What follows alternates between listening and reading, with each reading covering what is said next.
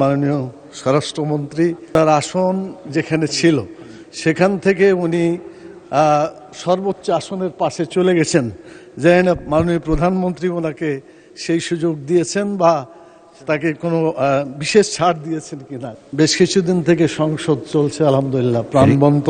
আপনি কি point of অর্ডারে দাঁড়িয়েছেন? 301-এ পয়েন্ট অফ অর্ডার। জি, আমি যেটা বলতে চাচ্ছি, সংসদ নরম গরম ইতিমধ্যে অনেকবার হয়েছে এবং আমাদের মাননীয় স্বরাষ্ট্রমন্ত্রী মাননীয় সংসদ সদস্য উনি সংবিধানের ধারা এবং কার্যপ্রণালীর ধারা সুন্দরভাবে বলেন।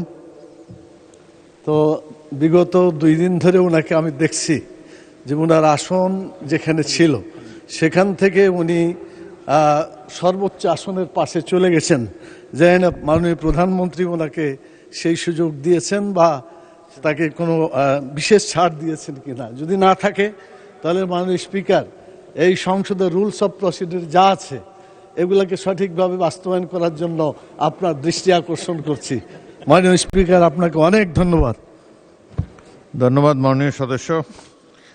সংসদে আসন পরিবর্তন হতেই পারে, এটা কোনো পয়েন্ট অফ অর্ডারের বিষয় না। আপনি বসুন, আমি এখন আইন প্রণয়ন কর্মসূচিতে